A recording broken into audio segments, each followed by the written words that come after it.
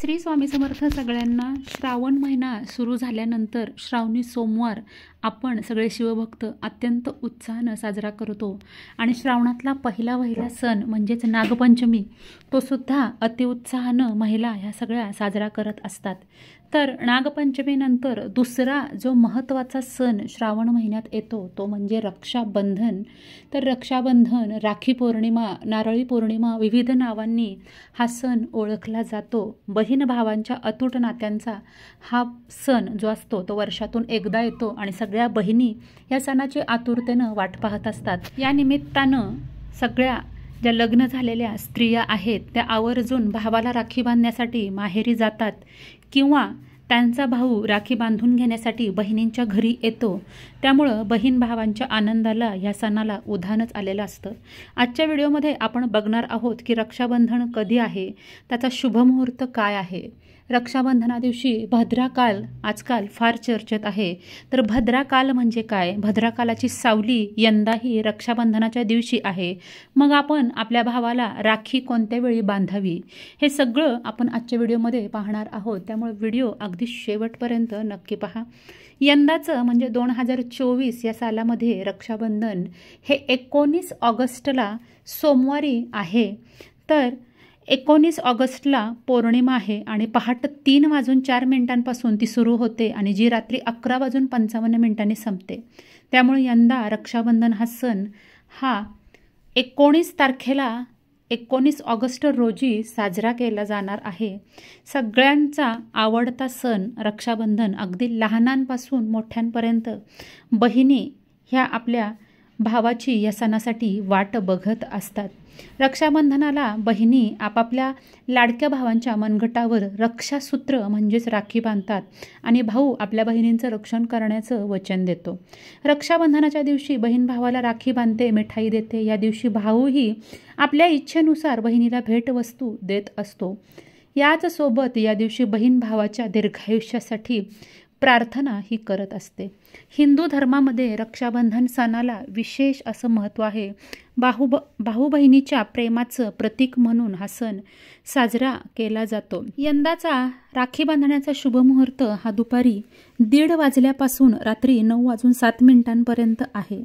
तर भद्राकाल म्हणजे नेमकं काय?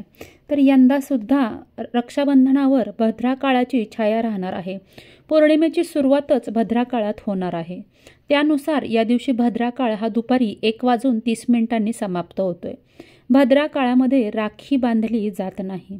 असं म्हणतात की भद्राकाळामध्ये शूर्पणखेनं तिच्या भावाला म्हणजेच रावणाला राखी बांधली होती आणि त्यामुळं रावणाचा निर्वंश झाला, त्याचा वंश हा संपून गेला।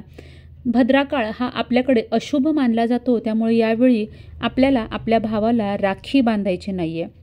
तुम्हाला माहित आहे का, मान्यतेनुसार महाभारत काळात मध्ये सुद्धा द्रौपदीनं कृष्णाला राखी बांधली होती आणि यावेळी श्रीकृष्णानं द्रौपदीच्या संरक्षणाचं वचन दिलं होतं आणि तेव्हापासून श्रीकृष्णाने द्रौपदीला प्रत्येक अडचणीमध्ये साथ दिली होती असा आपल्या पौराणिक कथांमध्ये उल्लेख आहे। तर तुम्हाला ही गोष्ट आत्तापर्यंत माहीत होती का? त्याच पद्धतीनं या दिवशी भाऊ आपल्या बहिणीला ओवाळणीच्या रूपामध्ये भेटवस्तू देतो। भेटवस्तू दिल्यामुळं एकमेकांची आठवण राहते। भावाप्रती बहिणीच्या असलेल्या मायेचं मोल भाऊ करू शकत नाही, पण काही प्रमाणात प्रेम देऊन ते न्यून करू शकतो हे तो आपल्या या सणांमुळं दाखवून देत असतो। आपल्याला रक्षाबंधनाच्या दिवशी काही गोष्टी आवर्जून पाळायचेत। रक्षाबंधनाच्या दिवशी या गोष्टी अजिबात करू नका।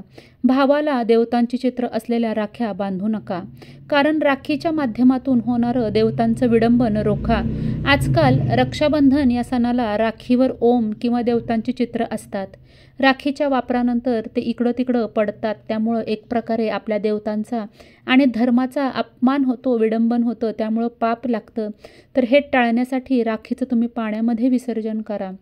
बहिणीनं राखी बांधताना भावाकडून कोणतीही अपेक्षा ठेवू नये। आजकाल बहिणी भावांना काय भेटवस्तू पाहिजे ते आधीच सांगून ठेवतात आणि ते मिळण्यासाठी आग्रही असतात। असं मनात इच्छा अथवा अपेक्षा बाळगल्यास बहीण त्या दिवशी मिळणाऱ्या आध्यात्मिक लाभापासून वंचित राहते। हा दिवस बहीण भावातील देवाणघेवाण हिशोब कमी करण्यासाठी असतो। अपेक्षा ठेवून वस्तूची प्राप्ती केल्यास देवाणघेवाण हिशोब हा 3 पटींनी वाढतात आणि अपेक्षेमुळं त्या दिवशी वातावरणात असलेल्या प्रेम आणि आनंद यांच्या लहरींचा लाभ करून घेता येत नाही आणि त्यामुळं आपण भावाकडून कुठलीही अपेक्षा करायची नाही आहे. त्याच पद्धतीनं आवर्जून लक्षात ठेवा, भद्रा काळात राखी बांधून घेऊ नये. ज्याप्रमाणे शनीची क्रूर दृष्टी हानी करते तसंच शनीची बहीण भद्रा हिचा प्रभावसुद्धा हानिकारक असतो. भद्रेच्या कुदृष्टीमुळे कुळाची हानी होण्याची शक्यता असते आणि त्यामुळं भद्रा काळात राखी बांधून घेऊ नये. मागाशी सांगितल्याप्रमाणे रावणानं भद्रा काळामध्ये शूर्पणखेकडून राखी बांधून घेतली आणि त्याच वर्षी त्याचा त्याच्या कुळासहित नाश झालाय. रक्षाबंधनाचा थोडा इतिहास आपण पाहिला तर पाताळीच्या बळीराजाच्या हाताला लक्ष्मीनं राखी बांधली होती आणि त्याला आपलं भाऊ केलं होतं आणि नारायणाची मुक्तता केली होती. तो दिवससुद्धा श्रावण पौर्णिमेचा होता असं म्हटलं जातं. बरेच ठिकाणी रक्षाबंधन हा सण वेगवेगळ्या पद्धतींनी साजरा करतात. समजा काही वेळेला जर का त्या दिवशी तुम्हाला राखी बांधणं जमलं नाही तर तुम्ही पुढच्या 4 ते 5 दिवसामध्ये कधीही राखी बांधून भावाकडून बहिणींकडून भावांनी राखी बांधून घेऊ शकता. तर रक्षाबंधनाच्या सणाची ही आजची माहिती जास्तीत जास्त इतरांसोबत शेअर करा. आजचा व्हिडिओ आवडल्यास व्हिडिओला लाईक शेअर करायला विसरू नका. चॅनलवर नवीन असाल तर चॅनलला सबस्क्राईब करा. लवकरच भेटूया नवीन व्हिडिओमध्ये आणि नवीन माहितीसोबत. तोपर्यंत माझ्याकडून सगळ्यांना श्री स्वामी समर्थ.